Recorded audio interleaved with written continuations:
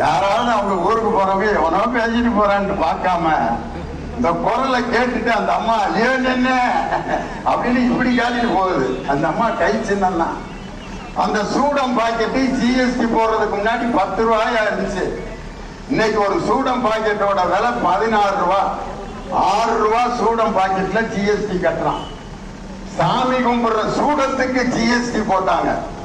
ஆனால் முத்தமிழறிஞர் டாக்டர் கலைஞர் தான் ஆட்சிக்கு வந்தவுடன் மக்கள் சாமி கும்பிடுற சூடத்துக்கு வரி போடாம சூடத்துக்கு வரி விலக்கு கொடுத்த தலைவர் முத்தமிழறிஞர் டாக்டர் கலைஞருங்கிற அற்புதமான தலைவர்.